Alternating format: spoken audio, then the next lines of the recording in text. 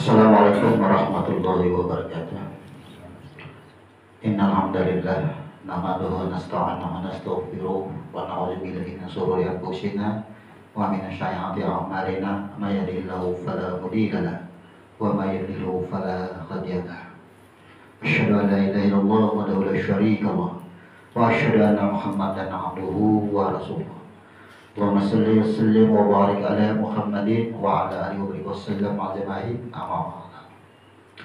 Jamaah rahimakumullah, kembali kita duduk dalam kajian Majelis Ilmu tiap malam Rabu, di mana kajian kita ini adalah membahas atau menguraikan suatu amaliyah atau menguraikan daripada suatu rukun-rukun di dalam Islam itu dengan mengacu kepada makna huruf di dalamnya. Maka pada malam hari ini kita akan melanjutkan membahas tentang bab haji, yaitu pada rukun yang kedua, yaitu wukuf. Minggu kemarin kita sudah membahas, dan hingga di minggu sebelumnya juga kita membahas tentang rukun haji, yaitu yang pertama adalah ihram, kita ulang sedikit, kemudian menuju kepada wukuf. Kita akan mengulang sedikit rangkaian ini, jadi setiap kajian kita awali dengan pengulangan, karena ini adalah urutan-urutan yang harus kita kerjakan secara tertib atau berurutan. Yang pertama, rukun haji itu adalah ihram. Maka kita jelaskan secara maknanya bahwa ihram adalah zona atau sebuah batas di mana hal-hal keduniaan itu tidak bisa lagi dimasukkan ke dalam, atau bahasa fikihnya tidak bisa dimasukkan ke dalam hati lagi. Seperti apa contohnya? Ada sesuatu yang mengganjal dalam pemikiran kita tentang perkara dunia. Nah, ini tidak bisa lagi dimasukkan ke dalam urusan ketika kita sudah mengambil mikot. Bahwasanya segala urusan itu harus benar-benar diserahkan kepada Allah, habis itu. Terus sudah mengambil mikot yang disebut dengan ihram. Tidak ada lagi tuduhan. Apa yang kita pandang, kita dengar, kemudian afalnya kita, semua adalah dituduhkan kepada asalnya, yaitu kodratnya atau sifat daripada rohnya. Ini sudah dikatakan makna ihram yang sebenar-benarnya. Kemudian kita akan menuju yang disebut dengan wukuf. Apa yang disebut dengan wukuf? Bahwa wukuf itu berasal daripada wukuf. Kenapa disebut wukuf? Bahwasanya pertemuan dua insan. Menurut sejarah, maka pertemuan yang disebutkan di sini adalah pertemuan Adam dan Hawa. Ketika Adam dan Hawa bertemu di sebuah tempat, maka pertemuan itu disebut dengan istilah bahasa ta'aruf. Maka tempat itulah diberi nama Arafah. Kemudian ketika Adam dan Hawa bertemu, Adam menetapkan kepada Hawa, Hawa menetapkan kepada Adam, itulah yang disebut dengan hukum, ketetapan. Kalau ihram itu kita menuju kepada sesuatu, mengenali batas luar, batas dalam. Sehingga ketika mengambil mikot sudah mengetahui rumusnya, dan kita mengambil ketetapan, itulah yang disebut dengan wukuf. Jadi sebuah tempat di mana terjadinya peristiwa pertemuan Adam dan Hawa itu disebut dengan Arafahnya. Kemudian pertemuannya itu disebut dengan wukufnya. Kemudian wukuf terjadi atau diharuskan atau disyaratkan adalah pada malam hari, ketika tergelincir matahari dan hingga terbit fajar. Di sini disebutkan kita akan mengenali, mengkaji kenapa wukuf itu harus saat tergelincir matahari dan hingga terbit fajar. Disebut dengan lail. Inilah ketika Allah memberitahukan bagaimana proses kejadian manusia di muka bumi ini. Bahwa Allah itu memproses kejadian asal muasal penciptaan itu pada malam, akhir malam, hingga akhir malam. Wa khalaqal adama yaumal jum'ah ba'dal ashri fi laili akhiri, artinya akhir malam asyad, pada akhir malam Sabtu ini terjadi. Maka wukuf inilah terjadi saat tergelincir matahari hingga terbit matahari. Kata-kata lail, maka lam awal dan lam akhir. Lam awal adalah pembentukan, ada proses batang tubuh. Lam akhir adalah sifat. Sifat inilah yang disebut dengan nyawa bagi batang tubuh. Maka muncullah insan pada terbit atau munculnya matahari, lail. Maka inilah wukuf diharuskan setidaknya ia bertahan di malam tanggal 9 Zulhijjah menuju ke 10 Zulhijjah. Jadi tanggal 10 Zulhijjah itu akhir atau di pagi hari. Nah, kemudian ketika sudah berada di Arafah, apa yang dilakukan? Ada rentetan kejadian ketika kita berada di padang Arafah. Wukuf kita mengembalikan atau menyatakan atau membuat ketetapan. Dan disinilah kita mengetahui bahwa unsur segala kejadian manusia ada di muka bumi ini adalah berasal daripada Adam dan Hawa. Inilah perintahnya, wa umrata lillah al-haju Arafah. Maka ada perintahnya, haji itu adalah Arafah. Kemudian sempurnakanlah haji dan umrah karena Allah. Maka dari dasar inilah kita akan mengetahui bahwasanya sempurnakanlah hidupmu dan sempurnakanlah cara hidup, cara kita berperilaku. Maka itu disebut dengan haji. Bagaimana kita menyempurnakan hidup? Maka kita mengenali proses kejadian diri kita ini berasal daripada Adam dan Hawa. Dan bagaimana proses kejadian Adam dan bagaimana proses kejadian Hawa. Sehingga kita mengenali bisa menyempurnakan hidup. Ini sama dengan menyempurnakan, disebut dengan haji. Nah, orang yang melakukan ibadah haji secara ritual, ia ketika wukuf, kemudian ia tidak bisa melakukan kewajiban ketika ia sedang wukuf. Nah, ini yang kita bicarakan. Kalau wukuf ini rukun, setiap rukun tidak bisa kita lepaskan, tidak bisa kita tinggalkan. Maka apabila rukun kita tinggalkan, tidak bisa disebut haji, tidak sah hajinya. Kemudian orang yang wukuf, karena itu rukun, walaupun sedang di ruang ICU, pakai ambulan dibawa untuk berada di tanah Arafah. Itu syarat karena memang rukun. Tapi bagi orang yang sakit, bahkan ada yang sehat pun tidak ada, artinya alasan-alasan apapun bahwa kewajiban hukum itu harus dilaksanakan juga, ternyata tidak bisa kita melaksanakannya. Inilah yang dikatakan dam, bayar denda. Apa dendanya? Ada ketentuan. Inilah mengalirkan darah. Maka tempat mengalirkan darah itulah disebut dengan Mina.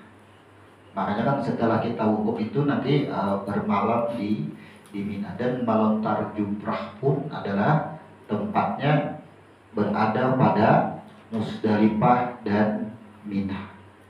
Jadi antara Makkah dan Arafah itu ada yang namanya Musdalifah dan Mina. Antara yang pertama, menyembelih itu dam, karena tidak bisa melaksanakan kewajiban di dalam atau setelah wukufnya itu. Karena orang setelah wukuf itu akan melakukan jamarat, menuju jamarat atau melontar jumrah. Apa yang dilakukan saat melontar jumrah? Maka kita cari arti jumrah, jamarat. Jamarat itu bahasa kita, apa sering banyak orang mengatakan adalah melempar syaitan. Nah, maka kata-kata ini harus kita koreksi. Apakah melempar syaitan atau melempari syaitan? Nah, itu akan berbeda. Ketika disebut melempar syaitan, berarti syaitan ada di tangan kita atau ada di diri kita. Itu melempar syaitan, melontar jumrah. Atau ada mungkin yang mengartikan melempari syaitan. Kenapa ini kita sebut ada dua? Ada yang melempar jumrah, ada yang melempar syaitan. Contohnya, ketika ia melontar kerikil batu kepada tugu, ia berhakikat ia sedang melempari syaitan. Ada tuh, ya. Sedangkan di sini beritanya adalah melontar jumrah. Nah, kita kaji ini kata-kata melontar dan jumrah itu asalnya daripada jamarat sebutan. Ini yang harus kita pahami. Apabila ini tidak kita pahami, maka kata-kata atau ketika kita melempar, ini akan rame-rame jadinya. Perasaan setan di muka kita yang kita lempar. Sedangkan Nabi mengatakan bahwasanya syaitan itu mengalir dalam darah manusia di dalam diri. Maka korban kita melakukan penyembelihan mengalirkan darah, mengucurkan darah. Ini kita harus nyambung makna. Karena orang yang haji yang tidak bisa melaksanakan kewajibannya setelah wukuf, ia akan ditagih, ia akan didenda, yang disebut bayar dam. Nah, ini betujuh nih. Betujuh nukar sapi akan atau diharuskan mengalirkan darah, kan bentuk pensucian. Sedangkan kita yang tidak melaksanakan ibadah haji secara ritual, katakan Makkah, kita berkorban juga. Apa tujuannya berkorban? Mengalirkan darah, mengalirkan darah. Jadi kalau untuk besar kecilnya sapi itu tidak menjadi syarat, ya, tidak menjadi syarat besar kecil. Tapi kalau dananya memungkinkan, maka kita pilih yang paling besar karena untuk mencukupkan, menyesuaikan dengan dana. Kalaupun dananya tidak menyesuaikan dengan yang paling besar, maka kita akan memilih sapi yang memang persyaratannya memasuki, dibolehkan. Karena tujuannya ya mengalirkan darah. Nah, coba kita kembali ke sebuah redaksi. Bahwasanya syaitan itu mengalir, mengikuti darah manusia. Jadi kita kucurkan itu hubungannya apa dengan melontar jumrah? Melempar syaitan, mengeluarkan sifat-sifat kebinatangan, mengeluarkan sifat-sifat keburukan. Itu tujuannya. Kalau ada yang memaknai melempari syaitan itu, sedangkan yang kita lempari adalah sebuah tugu. Nah, di bawahnya kan sudah ada dirancang tuh, batu bubur ke bawah sudah ada tumpukannya di bawah. Inilah yang akan menjadi pembahasan orang-orang yang tidak memahami. Katanya orang Islam seperti apa? Ia melempari syaitan. Jelas-jelas itu tugu, batu dibuat, ya kan? Padahal melempar syaitan itu, melempar jamarat itu adalah selama ini kekotoran hati kita. Kenapa disebut kekotoran hati? Karena darah itu adalah tempat aliran syaitan bagi kita. Makanya kita mengeluarkan darah, mengucurkan darah saat bayar dam itu, saat berkorban itu. Maka melempar jumrah ini kita sudah membersihkan sifat-sifat kebinatangan di dalam diri kita. Itu melontar. Dan melontar jumrah ini ada 3 bahasan lagi. Ada yang disebut dengan ula. Ula ini paling halus tubuhnya. Kemudian usta paling menengah. Kemudian akabah. Akabah itu yang paling besar. Tubuhnya itu paling besar. Nah, sekarang kita pahamilah. Yang pertama nanti akan kita bahas secara huruf. Melempar jumrah. Jamarat berasal kata melempar syaitan. Kita maknai, kita pahami, kita sedang membuang sifat keburukan kita, sifat kebinatangan kita. Seperti apa sifat keburukan? Benci, ya, caci maki, sombong dan sebagainya. Itu yang kita buang. Karena adapun ketika di dalam kejadian di sejarah ini adalah termakan terhasut dengan bisikan-bisikan syaitan. Itu yang dibuang, makanya terjadi melontar jumrah. Dalam sejarah sudah mengatakan kata-kata melontar ini akhirnya sekarang yang pecah pemahaman, tidak memahami, rame-rame melontar gerigil-gerigil, ia membayangkan tubuh itu adalah setan. Sedangkan dirinya ketika ia melontar jumrah masih ada nafsu-nafsu dunia. Nafsu dunia itulah yang kita buang. Itu melontar jumrah. Yang pertama ada yang disebut dengan ula. Kemudian ada yang disebut dengan wusta. Kemudian ada yang disebut dengan oqobah. Ada 3 tempat yang dilempar. Untuk membahas yang 3 ini, coba kita kembali kepada sebuah pemikiran yang selama ini bahkan anak-anak pun banyak mengetahui, bahwasanya manusia itu banyak yang ditakuti dengan syaitan, dengan iblis. Kita kaji 3 nama. Ada iblis, ada syaitan, ada jin. Apakah ini orang yang sama? Nih, karena ada ula, ada wusta, ada akabah. Kita cari. Banyak nih, coba contoh. Bahwasanya apa yang menyebabkan iblis dikeluarkan daripada surga itu banyak tuh sudah. Semua orang akan berpendapat seperti ini. Iblis dikeluarkan dari surga karena ia sombong. Sekarang kita bertanya, apa benar iblis ada di dalam surga? Kan bahasanya iblis dikeluarkan dari surga. Apa benar iblis itu dikeluarkan dari surga? Coba kita pikir. Masa iblis bisa masuk surga kemudian dikeluarkan? Coba kita pikir. Setelah kita kaji sejarahnya, bahwasanya ya kan, yang mengisi surga itu kan jin. Ketika ia membantah, bantahannya itu sifat daripada jin itu disebut dengan ablasa. Sifat jinnya itulah yang membantahnya disebut dengan iblis. Berarti ketika dikeluarkan, siapa yang dikeluarkan? Adakah sifat iblis? Bukan iblis. Kalau iblis yang dikeluarkan dari surga, berarti sifat iblisnya sudah ada di dalam surga. Kenapa surga kecolongan?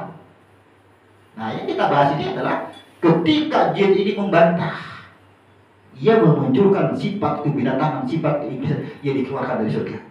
Berarti kan sebutan iblis adalah ketika ia sudah dikeluarkan dari surga, sebutannya itu. Nah, kita sekarang nih, karena kita akan membahas ada ula, ada wusta, ada apa?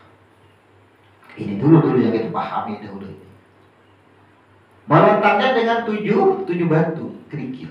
Kenapa harus 7? Kita sudah tahu semua bahwa angka 7 adalah angka pembersihan. Semua yang berangka 7 maknanya tidak terlepas daripada pembersihan. Bahwa 7 itu ada hurufnya 2. Masih ingat? Huruf alif dan huruf lam. Alif dan lam jumlahnya 7. Ilah, tiada, la ilaha, peniadaan. Jadi 7 ini kalimat ma'rifah.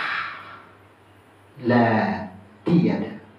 Itu maksudnya. Jadi mensucikan. Kenapa angka 7 dengan alif dan lam mensucikan? Tidak ada ilah, tidak ada Tuhan. Itu maksudnya. Misalnya kita berkata-kata kotor, kita mencaci maki, kita menghina, ya. Kemudian kita tidak jujur, kita khianat. Bagaimana kita membersihkannya? Ketika kita khianat, ketika kita tidak jujur, ketika kita sombong, itu adalah ada keakuan dalam diri. Itulah yang dibersihkan. Itulah ilah. Ada Tuhan lain, merasa mampu. Itulah dibersihkan. Makanya lamnya itu, alifnya adalah angka membuang, angkanya 7. Ilah namanya. Makanya setiap kita, contohnya ketika sebuah bejana dijilat anjing, ya, kemudian tersentuh air liur, anjing bagaimana mensucikannya? Dibasuh dengan 6 basuhan dahulu, ya kan? Artinya disatru dahulu dengan air tanah. Yang terakhir barulah yang ketujuh dikatakan suci. Jadi semua 7 itu adalah pensucian. Nah, hari yang ketujuh apa? Nih, bingung orang karena kalender kita ini mulai daripada hari apa kalau kalender biasanya? Senin lah. Nah, kalau di Islam itu kan mulai hari Ahad, Senin, Selasa, Rabu, Kamis, Jumat, Sabtu. Hari ke-7 itu Sabtu. Jadi jahirnya yang suci itu adalah terjadi pada hari Sabtu Asyam. Itu sebenarnya. Kalau mau kalender nasional mulai hari Senin, sehingga terbalik Senin, Selasa, Rabu, Kamis, Jumat, Sabtu, buliknya ke Minggu. Ya, salah kan? Tidak salah. Coba, kalau kalender Hijriah mulai daripada hari Ahad berakhir pada hari Sabtu, maka kalender Hijriah menjelaskan bagaimana proses kejadian manusia. Sabtu adalah hari kelahiran manusia. Ketika manusia ini lahir, maka ini berlaku hukum syariat, hukum dunia. Maka hukum dunia berarti kalender nasional, ya kan? Karena hari Ahad, ya kan, berakhir kepada hari Ahad, maka Senin ia ada. Apabila mulai hari Senin kembali kepada Ahad, boleh pulang. Jadi kalender nasional ini akhirnya adalah urusan dunia. Kita hidup boleh kepada Ahad. Senin, Selasa, Rabu, Kamis, Jumat, Sabtu, Ahad. Jadi kembali ke Ahad. Kalau kalender Hijriah menceritakan proses kejadian manusia hingga lahir. Sabtu lahir. Setelah lahir berbicara kehidupan, mulailah kehidupan kita daripada hari Senin dan kembali tamat pada hari Ahad, kembali kepada si Ahad. Benar juga pas pemulihnya kan syariat. Nah, kemudian ada lagi yang disebut dengan bahasa-bahasa, karena kita mengenali jin adalah awal-awal makhluk jin. Ketika jin ia membantah, maka sifat bantahannya itu disebut dengan ablasa. Nah, ya kan? Disebut dengan iblis. Maka iblis ini sudah mendapat kutukan karena ia sudah dikutuk. Jika bahasanya manusia itu sudah kada diakui lagi. Ketika sudah kada diakui lagi, maka apa? Ia akan berbuat semena-mena.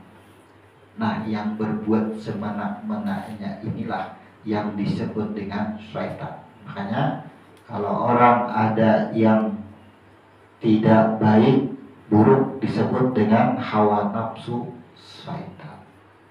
Nah, dapatlah kita kira-kira membandingkan Jumratul Ula, Jumratul Wusta, Jumratul Aqabah. Itu tiga. Yang kita lempar itu 3 tiang. Jin, ya, iblis, syaitan. Makanya di sini harus mengenali kita antara kesurupan dengan kerasukan. Sama lah, kada sama. Orang kesurupan itu lebih mudah dihilangkan daripada orang kerasukan. Di mana bedanya?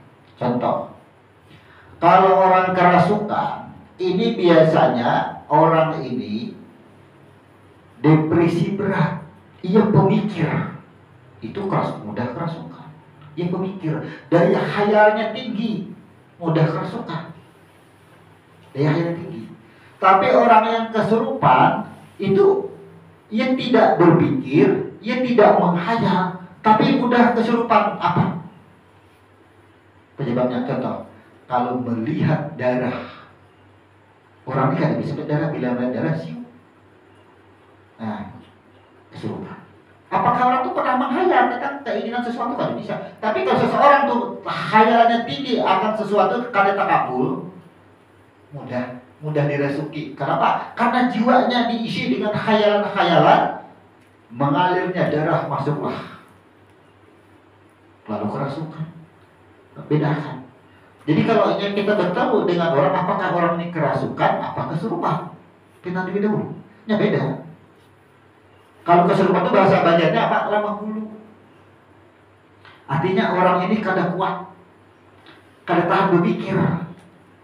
Padahal banyak kada berpikir, tapi kada mau melihat orang kayak pada saat itu kan. Melihat orang menangis, anak dapat menangis. Ya, itulah tuh. Sebenarnya orang itu kada memikir, orang itu kada sedih, kada banyak orangnya. Tapi ketika bertemu orang yang sedih, ia ikut sedih. Itu kesurupan. Tapi kalau yang kerasukan, betamuan orang dah hadakah. Ketika daya hayalnya tinggi, ia tidak bisa mengabulkan itu kerasukan. Sifat-sifat itulah ketika wukuf ini harus kita singkirkan semua. Makanya ketika kita sudah menetapkan siapa batang tubuh kita ini, siapa nyawa bagi kita ini, kita sudah mengenali tuh wukuf kita tuh. Ketika sudah wukuf, yang kita lempar, yang kita bersihkan adalah ular, ustaz, dan apa-apa, jin, setan, dan iblis. Karena jin ini karena makhluk pertama. Karena bahkan malaikat pun memohon kepada jin untuk menyampaikan kehendaknya kepada Tuhan. Jadi orang yang dekat dengan jin itu biasanya kadang mudah kerasukan, kadang mudah kesurupan. Orang yang dekat dengan jin itu banyak berilmu orangnya. Contoh, dukun. Jin adalah kendaraan bagi para dukun. Orang yang berilmu. Maulah dukun kesurupan, kerasukan kan mau. Karena maunya kerasukan. Karena ilmu, iya pengendali. Karena jin adalah kendaraan baginya. Itu jin. Sifat inilah yang kita buat. Tapi apa? Ketika 3 turunan ini, orang yang berilmu ia mudah dengan bersekutu dengan jin. Itu namanya bersekutu, menyekutukan Allah. Kita akan bahas hakikat malembar jumrah dulu. Jadi kita pahami asal muasal dulu ini, kita harus paham. Kemudian kalau orang berilmu, ia lebih dekat kepada jin karena ia akan menjalani dunia perdukunan. Karena jin inilah kendaraan yang menghantarkan semua aktivitas proses dalam ia bekerja. Itu jin semua yang dipakai. Ada bahasa lain khodam. Ya. Sedangkan ia tidak mengenali siapa jin itu.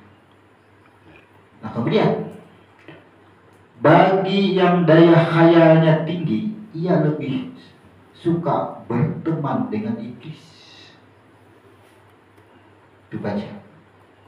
Kenapa? Orang yang khayalannya tinggi itu guring, tapi mau guring, disuruh guring membantah kada, suruh makan membantah kada, ceknya. Kenapa? Itu daya khayalnya akan kehidupannya tinggi. Itu berkawan dengan iblis. Kita bedakan itu. Kemudian orang yang berkawan dengan setan seperti apa sifatnya? Lihat di pekerjaannya.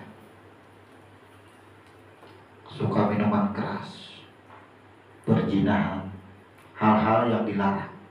Itu sudah berteman dengan setan. Temannya setan. Harus dibedakan temannya iblis, temannya setan dengan temannya jin. Ini harus dibedakan. Jadi temannya jin, orang-orang yang berilmu rata-rata.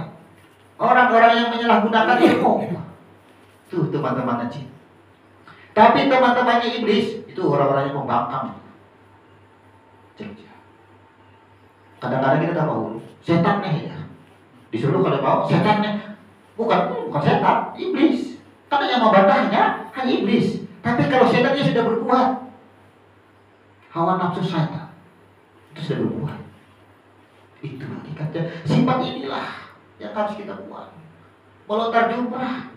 Sekarang orang berangkat haji, ia melontar jumrah, apa hakikatnya? Ia dibayangkan, ia disampaikan bahwa ini melempar setan. Tuh, melempar setan. Pemahaman ini. Karena dasar dulu harus kita pahami. Karena memang bayangan melempar setan ini saking semangatnya sampai tak subala batu. Kita banyak mendengar cerita orang kan, sampai dari kawan berdarah apa tahu benar, ya itu saking bernafsunya. Ini kan hakikat.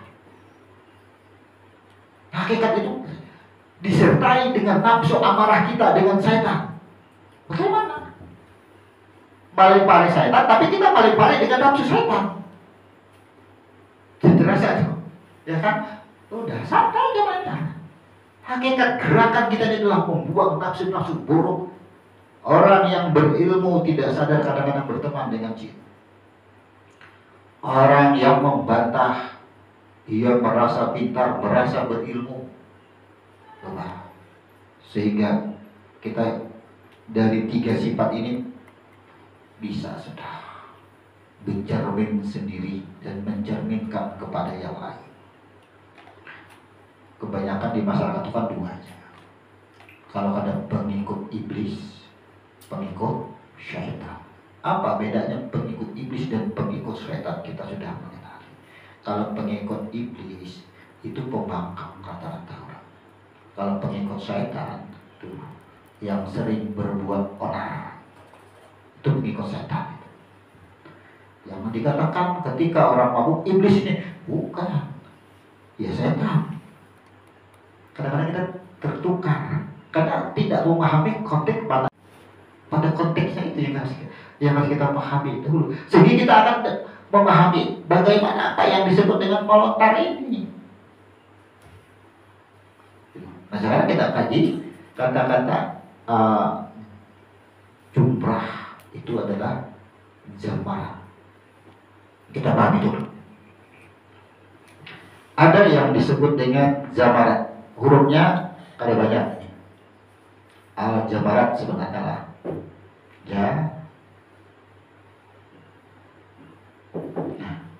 Jamarat ada 4 huruf. Sebenarnya ini sikapnya, karena memang sudah memahami apa sih kata jamarat. Kalau ini diartikan adalah melempar syaitan atau sebuah tempat melempar atau melontar jumrah, tapi ini sebagian besar mengatakan melempar syaitan. Kita pahami dulu daripada huruf jim. Kita kembali kepada makna huruf, ya, bahwasanya jim adalah sempurna. Dalam pandangan apapun adalah sempurna. Mim adalah jiwa. Ra adalah ampunan. Ta adalah penyerahan diri atau pengakuan diri. Nih, kalau menguasai ilmu huruf cukup ketika membaca sesuatu lihat hurufnya. Seperti ini. Pengakuan atau dalam bahasa fikih, bahasa hukum disebut dengan taubat. Kita belajar dari 4 huruf ini sambil belajar ilmu huruf. Yang pertama, kita tidak akan menemukan arti, ya kan, ketika huruf ini kita pisah. Dapat arti yang kita temukan adalah makna. Tapi ketika ada barisnya, tajwid akan menimbulkan arti. Nah, terjemahlah bahasa kita.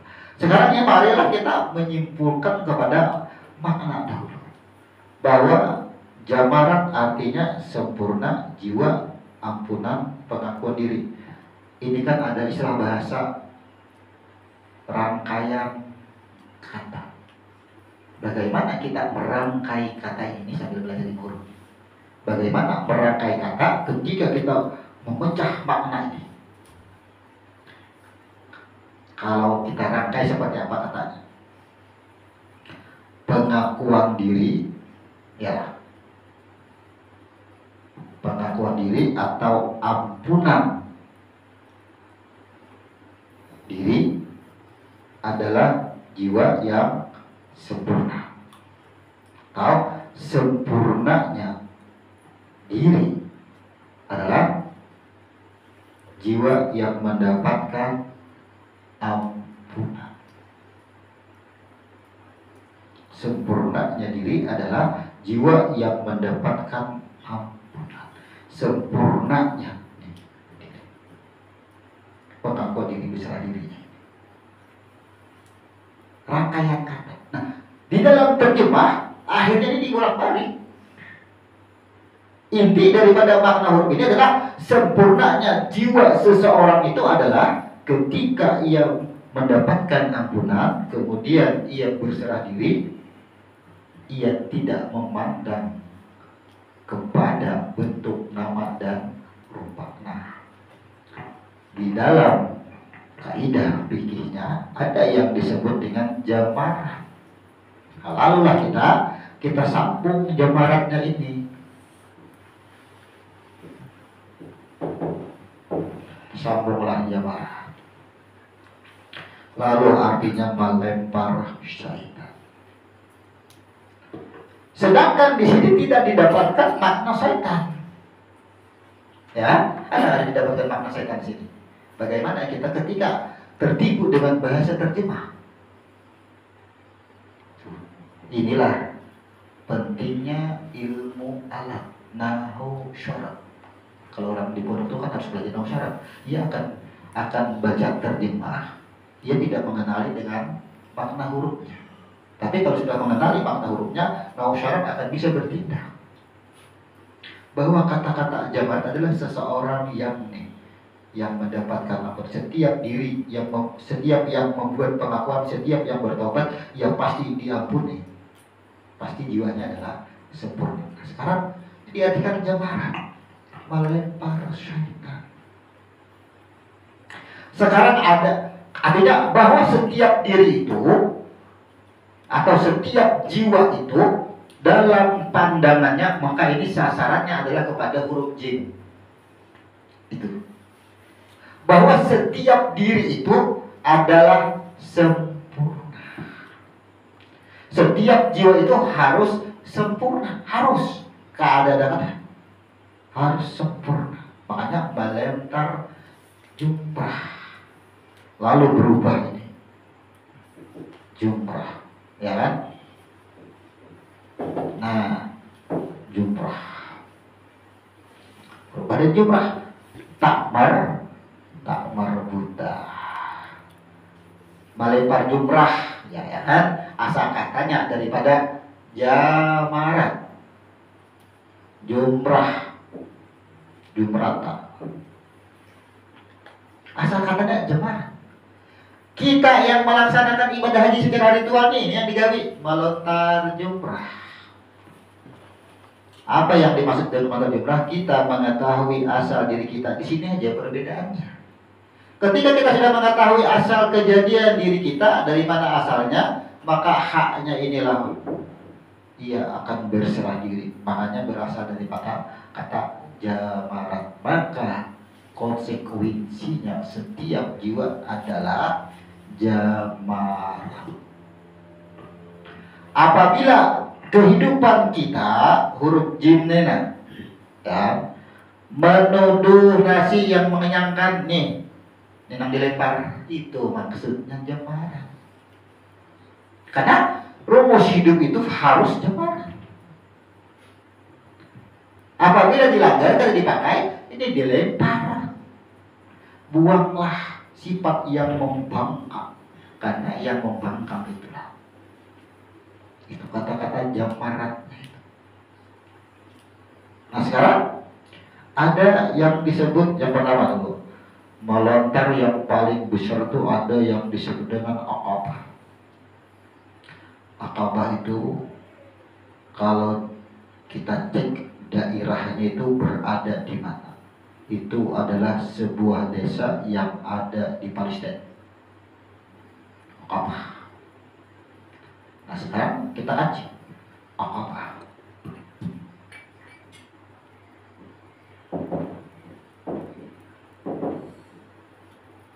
Aqabah ini di baris ini. Kira-kira dulu kita perhatikan. Kalau sudah merujuk kata-kata Palestina, mana wilayah Aqabah di dalam wajah kita? Tuh. Mana? Aqabah di dalam diri kita. Nih.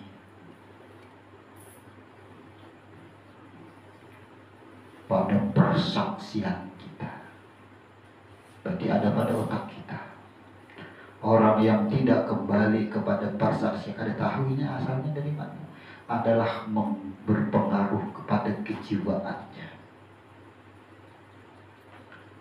Melontar jumrah Aqabah. Kita bahas Aqabah dulu. Makanya Aqabah itu adalah tugu yang paling besar. Kenapa? Karena jiwa inilah yang tukang bawa kemana-mana dan nampak penyakit di jiwa ini juga akhirnya. Karena inilah awal-awalnya. Coba cek. Pernah ada orang menanyakan ketika manasik haji, ketika ibadah haji, ada ula, ada wusta, ada Aqabah. Kenapa Aqabah ini yang paling besar? Tuh kenapa yang paling besar Aqabah? Ya. Sekarang di tubuh kita ini, kepala ambil, mana yang paling besar perannya? Adalah jiwa kita. Kenapa? Setiap jiwa pun dipanggil di akhirnya. Yang dipanggil adalah jiwa. Ya ayat Tuhan nafsul mutmainnah. Karena landasan nyawa itu, napas itu kita akan berada pada kejiwaan kita. Kejiwaan kita menantang persaksian Aqabah. Itu maksudnya. Melontar Aqabah. Kalau jamarat adalah sifat asli manusia itu adalah jiwa yang mendapatkan ampunan, jiwa yang selalu berserah diri, jiwa yang sempurna. Ketika ada Tuhan-Tuhan perasaan-perasaan yang lain, ini harus dilemparkan. Makanya melontar jamarat jumrah. Jamarat disebutlah kepada jumrah karena ini sudah pelakunya. Nih, lemparlah yang merasa hidup. Nih. Kalau sudah yang merasa hidup dilempar, ia akan kembali kepada tak nang titik 2. Kembali kepada titik 2, jamarat. Karena sudah kita buang sifatnya tadi. Nah, ini tempatnya di mana? Ada yang disebut Mina, Mim, Nun, dan Musdalifah.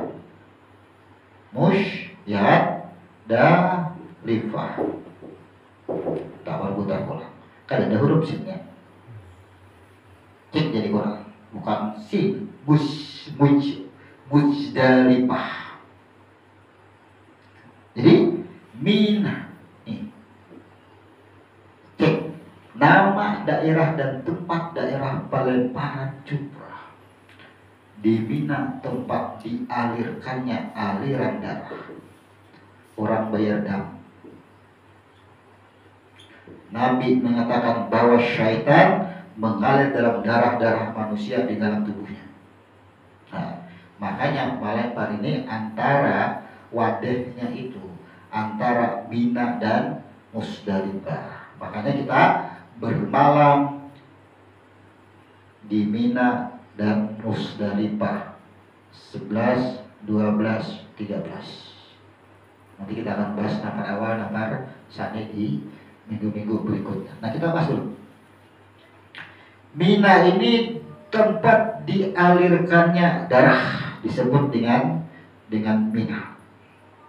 Karena disebut dengan ketika suatu tempat itu dialiri darah disebut dengan Mina. Siapa yang pertama-tama mengalirkan darah di sini? Inilah yang disebut dengan Ibrahim dan Ismail. Ya, Ismail.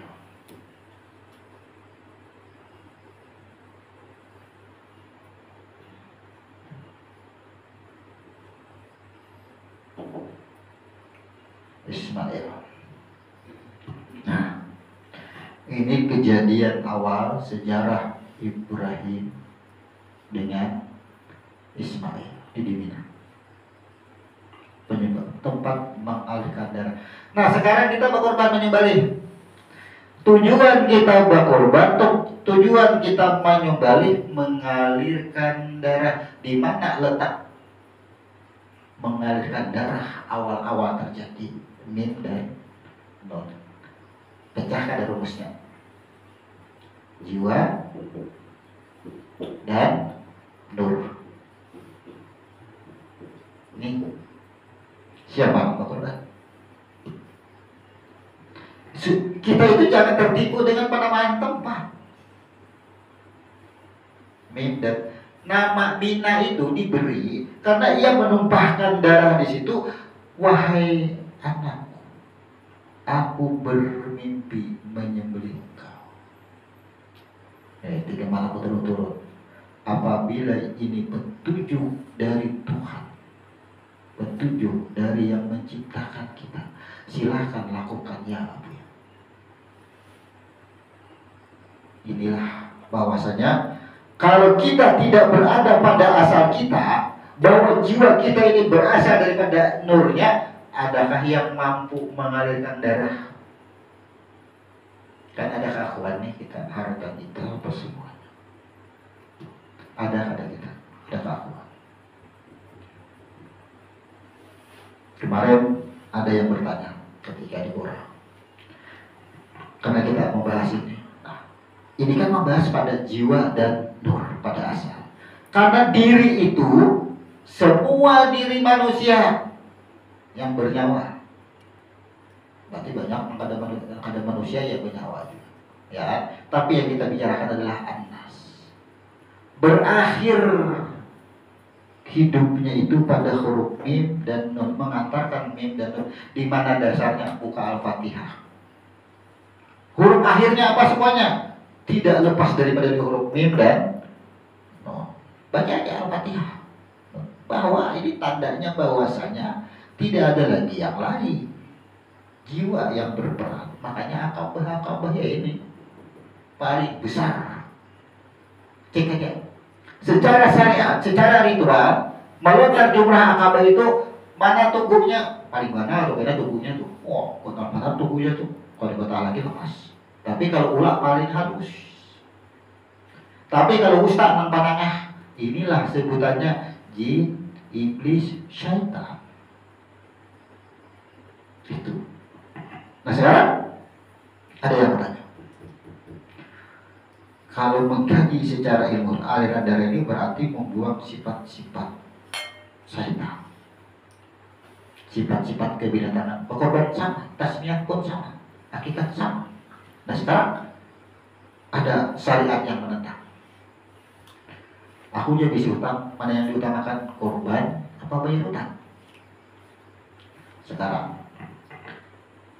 Idul Adha 17 tanggal 17, maka korban itu dihitung di hati.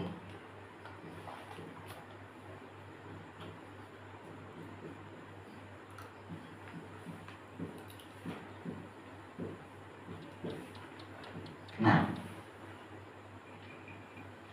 karena kabar 333 nih, penentuan kita ini kalau berkorban di tanggal 17, apakah kita akan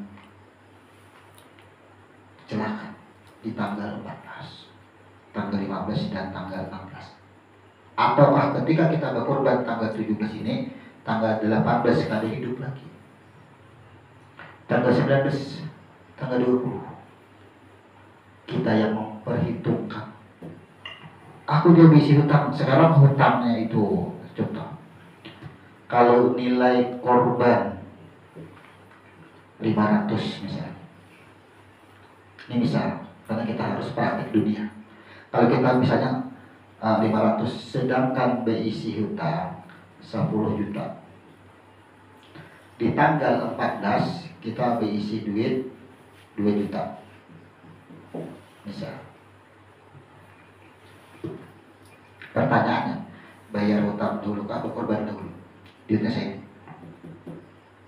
Sekarang hutang ini kalau dibayar 2 juta lunas enggak? Ya, lunas enggak? Masih ada hutang. Nah sekarang hutang ini harus dilunasi kan?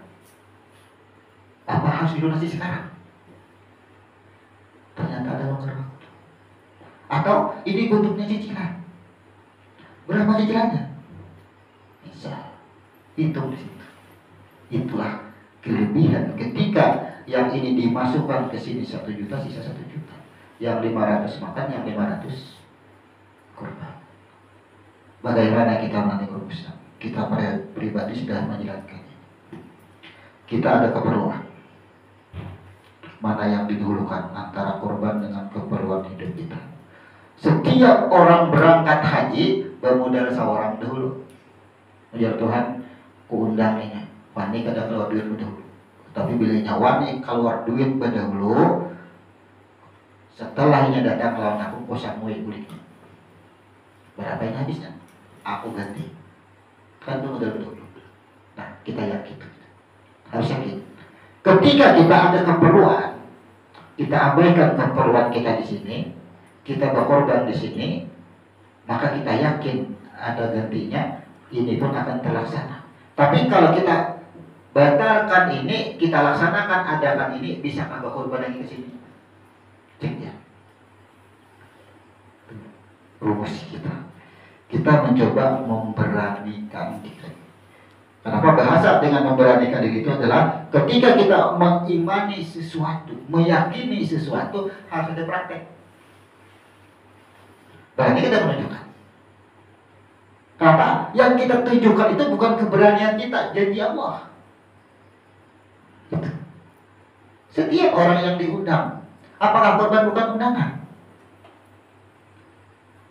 Korban adalah undangan. Ibrahim sudah melakukan. Karena orang yang berkorban adalah menuruti Ibrahim, maka apa agamanya? Ya, kalau menyangkut agama pada terjemah, di sini orang akan bingung, masa ada agama Hanifah? Ini sebetulnya adalah dengan cara apa dirinya kembali.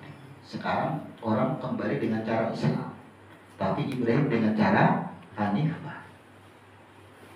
Berarti kita berkorban ini adalah yang disebut Hanifah adalah kepada jiwa dan nur ini. Kalau sudah bertahan menghantarkan jiwa ini kepada nur, inilah yang disebut dengan Hanifah. Tapi kalau sudah berada di Musdalifah, inilah yang disebut dengan Muslim. Ini Muslim. Ini Hanifah, ini Muslim. Makanya Musdalifah, silakan cari di kitab manapun, bahwa Musdalifah adalah sebuah tempat menghantarkan diri kita ini kepada kehariban. Pasti orang Muslim. Tapi orang Hanifah nih, ia selalu berada di sini. Sekarang cek lagi dari sirah-sirah, dari dalil-dalil. Nanti ketika hari penetapan di mana manusia ditentukan tempatnya, yang berjalan di sisi aras sebelah kanan akan bertemu Nabi Ibrahim. Ya, yang berjalan di sisi kiri akan bertemu Nabi Muhammad. Kenapa? Yang di sebelah kiri jelas sudah ke neraka. Jadi bilahnya anak bertemu Nabi Muhammad, kada usah digali apa dulu. Ya, harus digali. Tapi nang kada usah digali ini masuk pada syafaat Nabi. Ini harus kita pahami. Contoh, orang yang sholat tapi tidak berilmu. Nah, sholat kita contohkan di sini, ia sholat tak berilmu,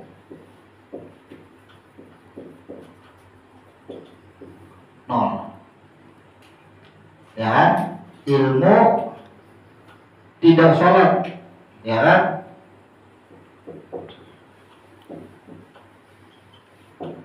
Sama dengan nol. Nah sekarang gini, ada yang berpikiran lebih baik aku tidak sholat karena kan belum ada ilmunya, ya. Ada yang berpendapat seperti itu. Kenapa? Karena syafaat Nabi itu kan ada buat orang yang paling banyak dosanya. Nah, kalau ada misalnya yang berpendapat kalau begitu kada usah sembahyang, kan kada ada nilainya juga. Contohkan, ini orang sekolah hadir ketika ia sekolah, hadir, ya kan? Tapi karena ada ilmunya, apa dapat nilai rapotnya? Nol. Nah, sekarang ini ada hadir,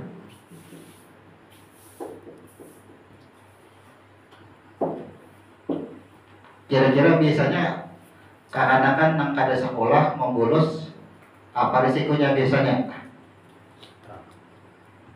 Bahasanya diajak jalan, disetrap ya, artinya ajak. Nah, tuh mana kira-kira nang dua yang dapat syafaat? Inya kada mau sembahyang, alasannya ilmunya kada ada, berarti kada hadir, ya kan? Nya kada hadir, nih nang di bawah berarti. Tapi nya sembahyang terus walaupun ilmunya ada, berarti nya hadir terus walaupun nya dapat nol. Ini dah syafaat jan nabinya cangkal waktu hidup sembahyang. Tuh. Dihukum lah ya. Kadang mau hukumnya sembahyang. Tapi ini pahalanya kan ada. Inilah kata Allah, surgaku bukan karena sholatnya, karena rahmat. Dari mana datangnya rahmat? Ketika Nabi memberikan syafaat. Kalau tidak hadir, ada syafaatnya, untung. Buat agama lain, ya? Tuh. Salah juga ada yang berpendapat ilmunya belum bisa ya. Sama itu. Apa perbedaan orang yang sholat tapi tidak berilmu, kemudian orang yang tidak mau sholat? Berilmu kah? Kada berilmu kah? Kada mau sholat. Apa bedanya? Ia lepas dari syafaat. Kada syafaat. Itu pekerjaan syaitan.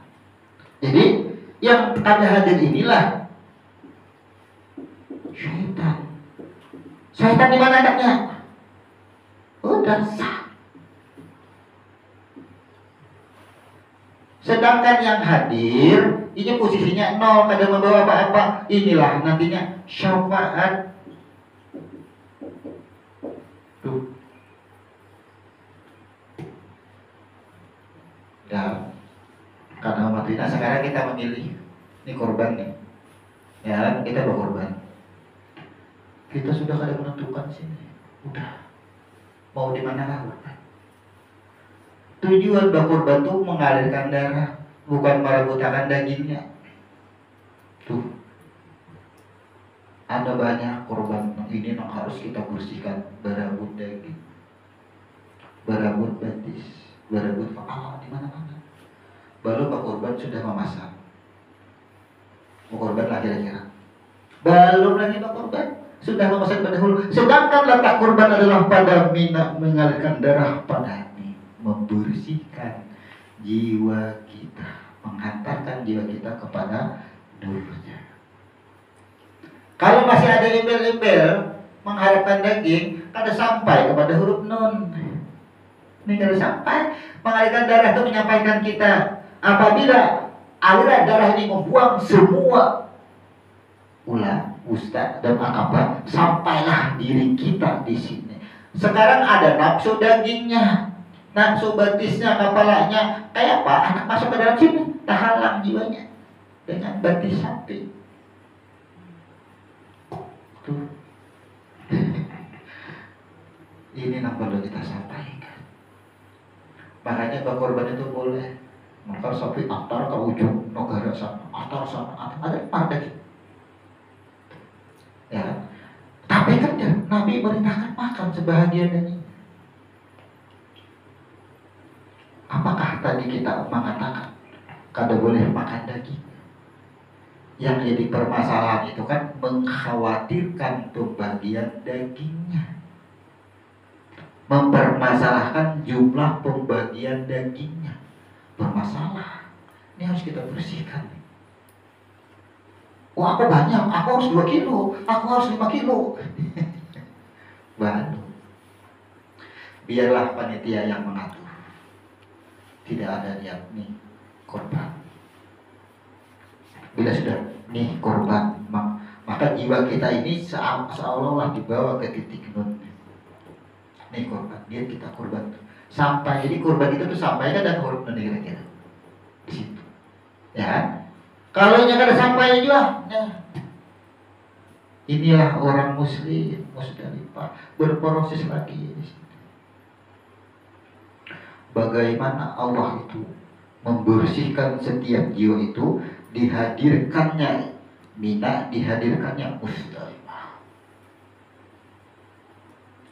Allah hadirkan Musdalifah di antara Mina dan Arafah dan Makkah. Karena Makkah itu kan hati. Coba di sini hatinya. Nah, dari hati ini Makkah. Nah, ini jalan kampungnya. Di sini Arafah. Ya.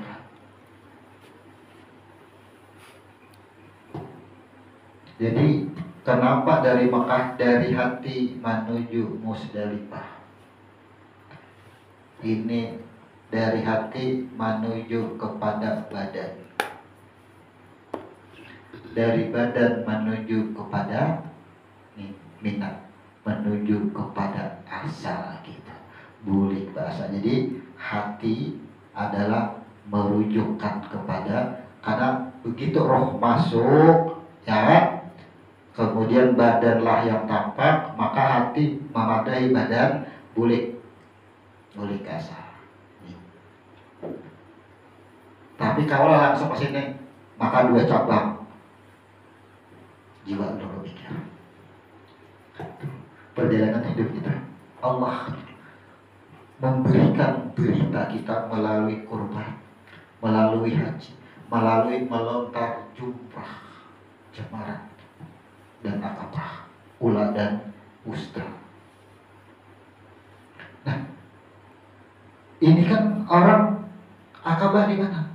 Itu kan Palestina, dekat dengan sebuah desa yang ada di Palestina. Apa sih? Coba lihat di dalam Palestina kita nih. Ini wilayah Palestina nih. Ya, coba lihat deh. Sumber masalah kita kan di sini semua nih. Mata kita, mulut kita, hidup kita, cek. Orang nang panjingungan kalau dicangangi jangan lihat deh. Apa cangang betapa Palestina kada nih sumber. Ada binian bungas berabut betimbang merabutakan wajah kada. Jadi daerah-daerah yang ada di Palestina ini, itu daerah-daerah ini harus dilempar, hari ini harus dibuang. Jadi wusta, ya, Aqabah.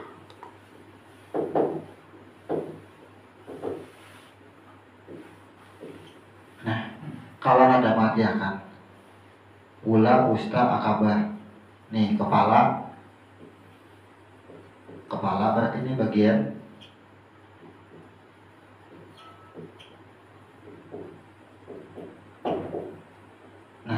dapat ada rumusnya.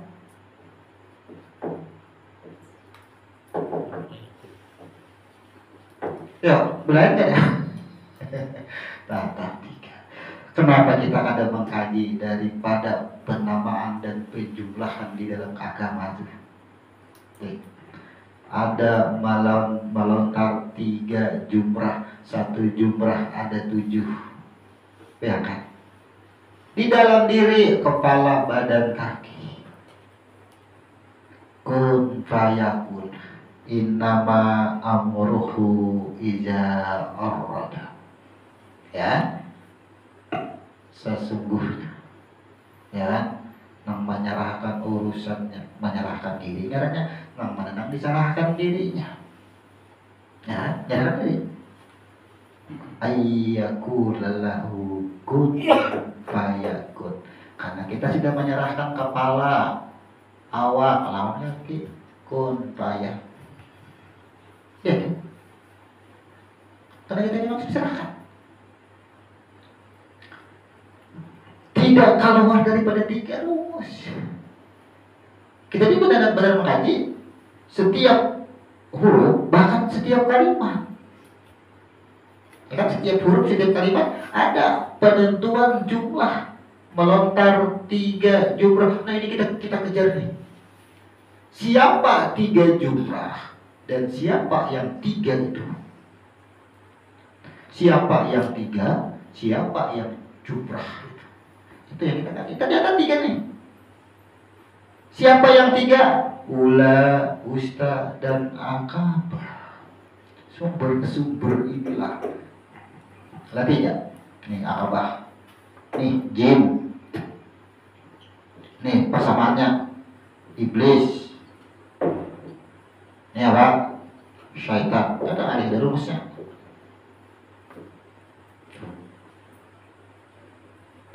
Ini nang kita lontar, ini nang kita buang. Tahu nih orang, ada yang paham? Apa garang tahu lontar bulan, lontar ustaz? Kau tahu? Tidak ada yang mengenal itu. Bila ada mengenal dengan diri, kada akan bisa mengenal amaliyah apapun. Ia tahu hanya pada nama. Kada ada yang tahunya. Ternyata di dalam bab haji ini banyak sesuatu yang masih rahasia sampai sekarang. Kada dibahas. Padahal kitab menerangkan aja. Buka kitabnya di mana akabah. Ada baiat akabah. Terjadi itu. Itu di dalam sirah Nabawi dijelaskan situ. Kita memahami tempat ini apa. Perjanjian baiat akabah ini apa. Udah dari situ diceritakan jelas. Bapak kita hurufnya aja kita. Begitu kita ambil, kita tidak melanggar tafsir-tafsir kitab-kitab yang terdahulu. Nas-nas yang sudah ada. Dan penamaan tempatnya pun terhubung semuanya. Itu mudah. Makanya inilah cukup 4 huruf. Bayangkan ketika kita tulis jamarat, rangkaian urainya akan berkembang. Inilah ilmu huruf. Kalau mau belajar ilmu huruf 114 surah itu, biar kada hafal, akan bisa menguraikan semuanya. Cukup ambil huruf-hurufnya, ambil jamarat, ambil kata-kata jumrah, ambil kata-kata akabah. Ia akan otomatis akan terhubung ke rangkaian selanjutnya. Huruf maknanya aja yang kita ambil, rasakannya itu sekarang. Jadi kita ambil kesimpulan. Ya, tanggal 11. Kita ambil kesimpulan bahwasanya di dalam melontar jumrah, orang wukuf itu wajib melontar jumrah. Ini namanya wajib haji. Tapi ini kada bisa dilaksanakan. Alasan garing, kada kawan dan sebagainya. Maka lakukanlah kucuran darah yang disebut dengan korban. Nah, orang yang melaksanakan ibadah haji, ada yang disebut dengan wajib haji dengan yang 3 ini, ia tidak bisa melaksanakannya, melontar jumrah inya kada bisa, maka inya berkorban wajib 7 orang. Kenapa? Melontar jumrah ada 7 batu. Kan wajib. Nah sekarang Kewajiban kita untuk mengikuti yang 7 orang ini, sedangkan kita kadang melakukan ritual haji. Di mana dasarnya? Semakin kuat kita mengerjakannya. Kan orang yang melakukan ritual ibadah haji, ia akan melakukan 3 lontaran. Setiap 1 lontaran ia akan melontar 7 batu. Ketika ini tidak bisa dilaksanakan, orang 7 menukar sapi. Ya kan? 7. Berarti inilah kesimpulan-kesimpulan yang sudah kita laksanakan. Ini akan lebih bertepatan lagi. Nah, kita berada tidak di kota Mekah, tidak sedang melakukan ritual ibadah haji. Ya, apakah syaratnya sama? 7. Di mana syaratnya sama? Tugas kita yang tidak melaksanakan ibadah haji secara ritual, tapi mendapatkan Mina dan Musdalifah. Kita menghantarkan jiwa kita kepada Mina dengan mengucurkan darah. Bagaimana cara mengucurkan darah? Inilah kita. Nih adalah batasannya 7 orang di sini. Kada ada batasan. Karena kita berada ketika Muslim adalah selamat. Kalau hendak selamat, berarti kita berada di Musdalifah. Alirkanlah darah pada jiwa, bersihkanlah jiwamu. Itu aja perintahnya. Ini nang ada magai secara ritual. Alirkanlah darah dengan jiwamu, maka bersihkanlah darahmu. Itu tujuan kita. Tidak disebutkan sini karena kita tidak melakukan kewajiban sebagai orang melakukan ibadah haji. Tidak ada ritual terkait. Itu maksudnya. Ini amat sulit ketika kita hanya memahami kurban dengan, sedangkan seorangan haja boleh nang di sini. Nih, nang sini boleh seorangan. Di sini 7. Ya kan? 7 orang. Makanya sudah dihitung-hitung dikalikan. Akhirnya ada nang seorangan lagi. Ya, karena ini 7 batu. Pembersihan ketika kewajiban ia tidak bisa mengerjakannya. Wajibnya diri adalah jamarat. Ini ada kalau mengewi nih. Itu kewajiban diri. Jamarat, setiap diri itu wajib jamarat. Maka untuk melaksanakan jamarat, ia harus melontar jumrah. Kalau sudah melontar jumrah, jamarat sempurna. Itu tujuan kita, itu jamarat. Nanti kita akan menyelesaikan, mungkin kalau malam ini terlalu panjang. Karena ula, usta, ya, belum lagi kita akan bahas nantinya sejarah di dalam Musdalifah. Ini akan kita bahas di minggu-minggu berikutnya. Itu langsung kita rangkai ketiganya dengan semuanya. Kalau malam hari ini kita akan ada jeda 2 minggu lah. Ya, Selasa depan dan Selasa berikutnya baru kata sayang terbuat akan terpotong. Jadi insya kita lanjutkan pembahasan ini tentang uraian-uraian Mina, Musdalifah, Ula, Usta, dan Aqabah. Pada malam hari ini kita simpulkan bahwasanya orang wukuf itu ada kewajiban setelah melakukan wukuf, yaitu melontar 3 jumrah. Nah, pada malam hari ini kita sudah mukadimahkan, kita buka sedikit tentang pemahaman Aqabah. Bahwa Aqabah adalah ini kepalanya paling besar tuh, masalahnya ada di sini sumbernya. Makanya digambarkan dengan tubuh yang paling besar, disebut dengan Aqabah. Nah, nanti kita akan bahas lagi tentang apa itu usta, apa itu dengan ula. Nanti insyaallah di minggu-minggu selanjutnya.